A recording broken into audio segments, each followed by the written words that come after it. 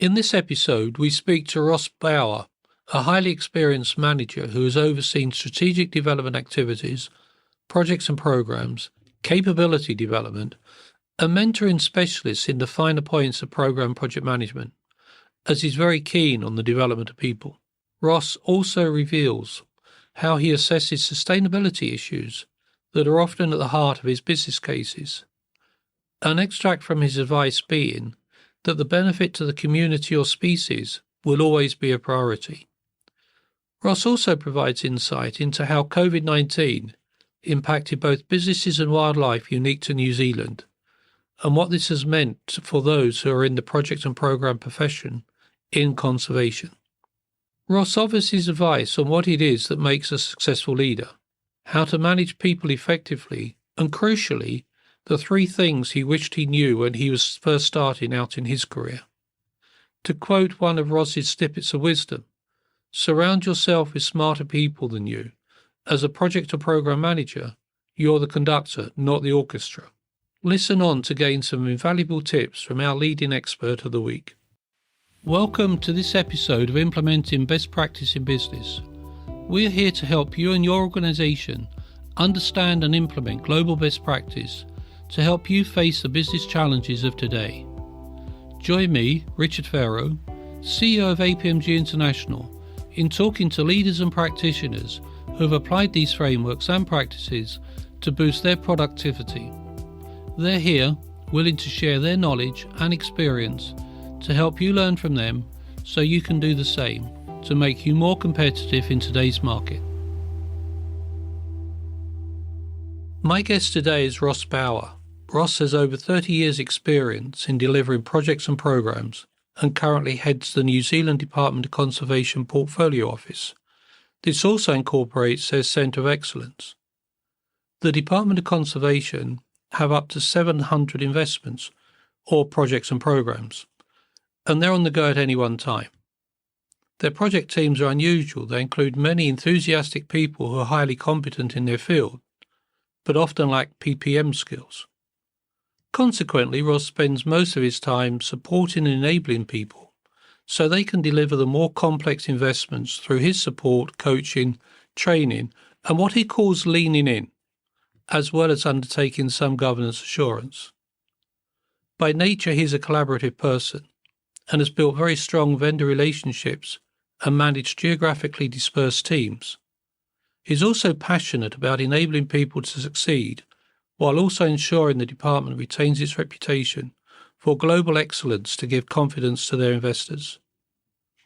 He clearly enjoys visiting many of these projects, which are in some of the most picturesque landscapes in the world. Ross, welcome from New Zealand. Thank you very much, Richard. Ross, I imagine the Department of Conservation's projects and programs cover a wide range of specialisms. Yeah. What's your favourite or what's your most unusual program or project that you've been working on in the last sort of 20 to 30 years? With Department of Conservation, we've got two really interesting large investments. One's called Predator-Free 2050, which is an aspiration to make the country predator-free by that stage. We have a lot of introduced mammals and ungulates and plant diseases and pathogens, which we are not helping our biodiversity. So we've got a very good team on that, and I like to have conversations with monthly, often, and that's just fascinating what they do. And part of their work is and includes our subantarctic islands, which we've just got one set to go, the Auckland Islands, to make the subantarctics predator-free. So they're doing fantastic work, and it's really, really enjoyable talking with these people to see their passion, to see their skill, and to see them applying good project disciplines to achieve their goals. That's great. Another one is we had a flood event February last year down in South Island, which wiped out a lot of our visitor assets like bridges and tracks and things like that. It's been a very big program to get that right. And the chap who got Tom running that is a bit of a star, and seeing how he's pulling the strings to bring it all together so that our visitors can enjoy that again is something else. He's a very competent project manager, and shows he's just doing it very well, and it's a pleasure to watch. So if you think about Tom, you do have some enthusiastic specialists that can understand or work within the constraints of a program or project. But what about the rest of them? Yeah, did the people of that capability, specialist scientists, whatever you want to call them, do they normally accept the constraints of a program or project, or do they want to do it in a different way? So if we talk about the scientists have disciplines of their own, which don't naturally align with project and program management. So if we spend a bit of time tailoring the approach with them to make sure that they can progress, we're not getting in their way, and that if we have this investor confidence rating assessment every few years, and so we need to make sure that's not going to reflect badly on their activities. So there's a lot of conversation. Some of it's enjoyable, some of it's not so enjoyable, but generally people do their best, and they understand why we do things within a framework. But they also have their own frameworks, like your IT people. They use lean delivery methods or agile, or that some things just have to be waterfall, and that all fits within our frameworks.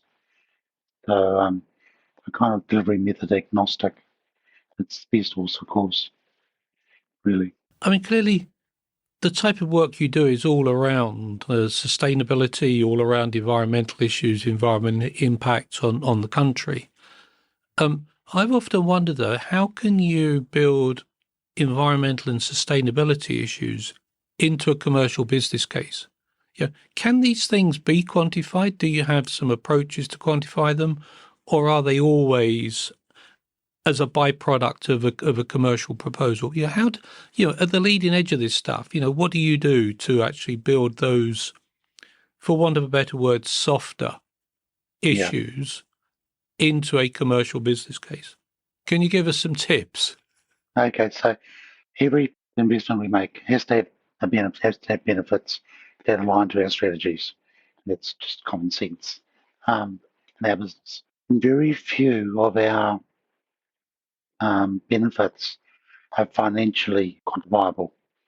So we work more on the qualitative than quantitative benefits, and we have some very good numbers about if we can get people into nature, then their health risk will diminish, and that will reduce the load on our health system by so many thousands of dollars. So we can quantify that. We work very closely with our treaty partners in New Zealand, and a lot of what we do is beneficial to them and to our relationships with them. It's part of our treaty settlements that we work with them, and it's very beneficial to us also because we learn other methods of approaching biodiversity issues. So we can quantify those, we can qualify those benefits by saying we have gained this knowledge and we have increased our engagement with these groups. And the benefit to the community is that collaboration instead of pulling against each other. So we go forward much quicker. So we focus on qualitative, not quantitative. That's how we do it. we follow the Better Business Case 5-case model. We dialed it right back to 5 questions.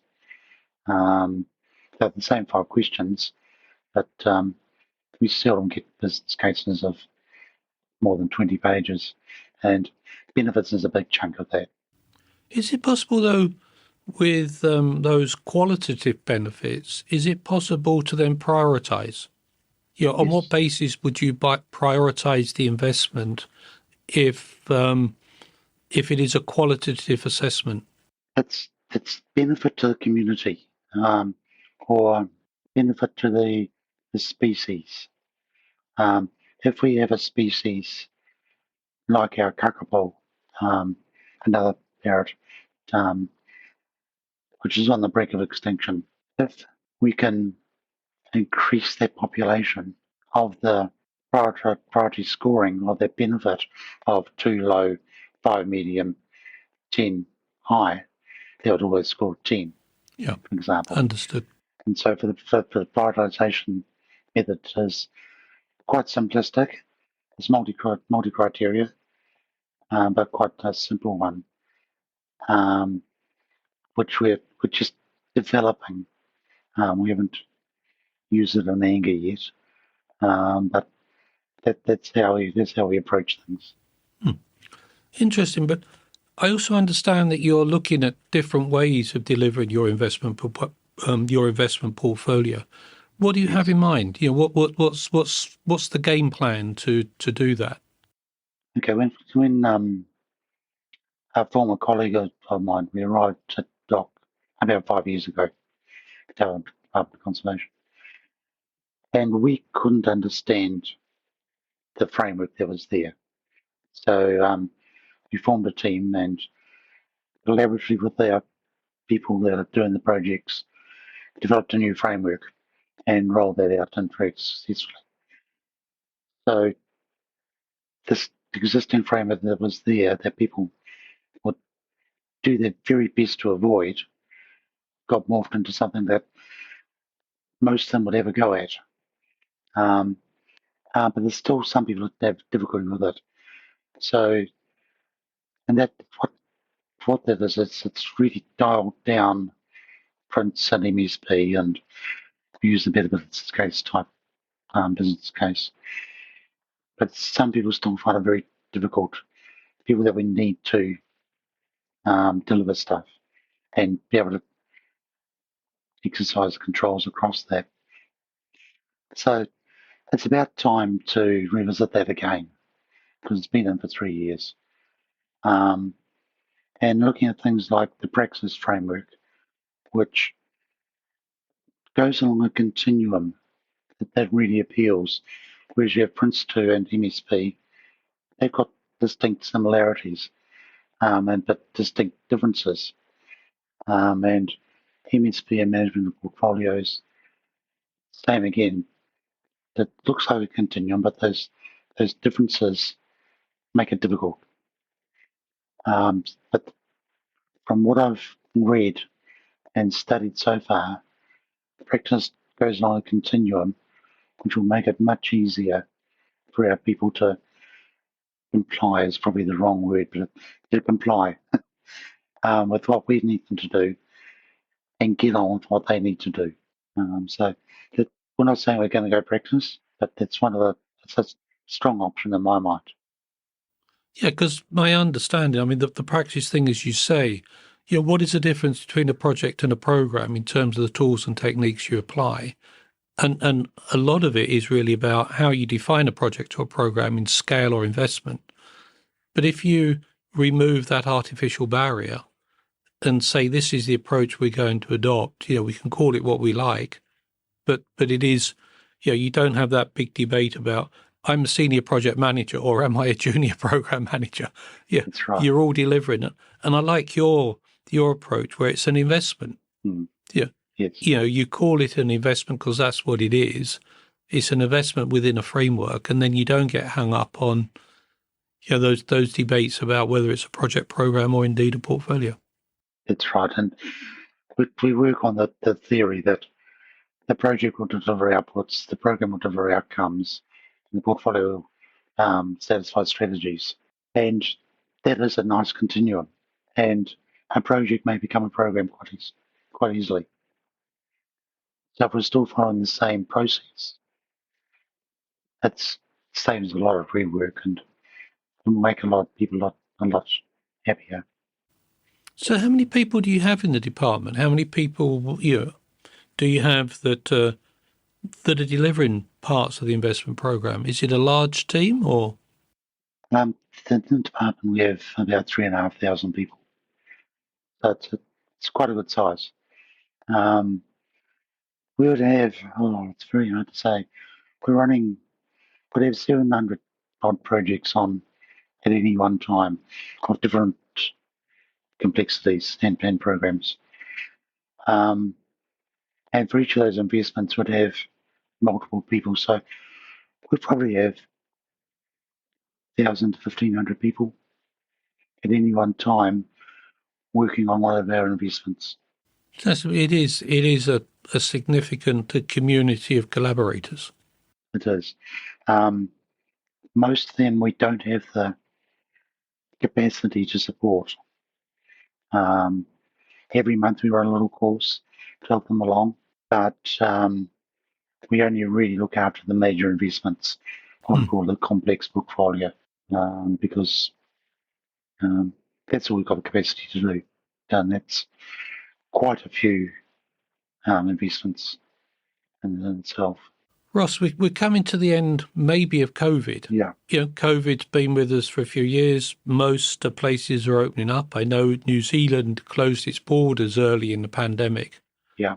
But has that been beneficial to the environment in New Zealand? Have you noticed any noticeable changes due to the absence of tourism? I would imagine clearly the tourism industry was badly hit. Yes. But in terms of areas that were overrun by tourism leading up to COVID-19, have you seen them bounce back? Are there any stories you could share? For example, in the South Island, we have the main divide, a mountain range that goes along the whole South Island. And one of the passes you can go through, it's called Arthur's Pass, and it's my favourite spot for tourists to stop and have a look around. And we've got this cheeky parrot called the Kia, and it's a wonderful, wonderful bird. But it really suffers from eating human food, and it doesn't help the population at all. And with the lack of tourism, they've bounced back a bit, from what I understand, because they've stuck to their own food. They haven't been eating windscreen wipers from camper vans and things like that. So it's been really healthy for them. It's also allowed a whole lot of Kiwis to have the space to get to our great outdoors, as of then, because they've been able to book instead of the overseas tourists coming and booking all our facilities. And it's also allowed us to accelerate some of the work on our visitor assets, because they haven't been so insanely busy. They can schedule some work in there to get the visitor assets going a little bit better. It also allowed a lot of our biodiversity work to proceed. But just on the other side of the coin, the lack of international visitors has meant that our income has been substantially reduced, and that income has funded a lot of biodiversity activity. So that has suffered. So we're looking at how else we can fund those things, and we have some very good partners like here in New Zealand and Frontiera, who are our milk giant. They help us out a lot and sponsor a lot of work. But it'd be great to see the tourists back to get their money. to invest in the reasons they're coming to New Zealand. That's right. The money that they invest in us, we invest in biodiversity. Yeah. And it's great. Yeah, it must be. Yeah, you've had sort of an interesting career, and clearly the work you're doing now is fascinating and very important, considering that the state of the environment is globally. Yeah. But what three things do you know now that you would have loved to have known when you started your career? Yeah, what are the three sort of lessons that come to mind, based on what you've done over your period? Well, number one is surround yourself with smarter people. Because you're the conductor, you're not the orchestra. As a project manager, and if you've got really, really smart people around you, it's the team that delivers. The project manager doesn't deliver, the team does. And I saw that written on LinkedIn the other day, and that really resonated with me. I thought, if I'd known that 30 years ago, things might have been different. Because I did try to do too much. And another one is, don't pick a method of delivering and stick to it, because it's not appropriate always.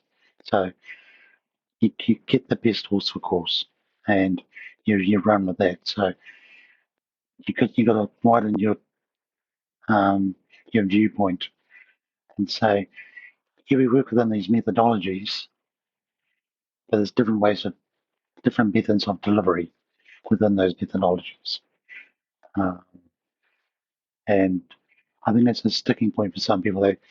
They see things like lean and Kanban and agile, and they think that's methodology. It's not. It's just a method of delivering. So project managers and program managers will really benefit by widening their view, and that's something I've really learned. I learned that about 20 years ago, and it was great when we were doing prototyping, which is probably today's agile. It's called prototyping then. And we'd make products, small products, and then they contribute to the whole. And I thought, this is wonderful, and we use that now and then as appropriate. And the other thing I learned that I used to do, because I was told to do, was I'd get a project, be given the book to say you run the project, and you start at page 1, you finish at page 200, and you create a wall full of folders instead of picking out the pages that you actually need. Just pick out the pages. Don't You're there to deliver a product, not fill up a wall, fill up a disk with documents. Some are necessary, like your requirements and your plans and things like that, your criteria for quality, but don't do what you don't have to do. And that's a very important piece. But that does come with experience, doesn't it?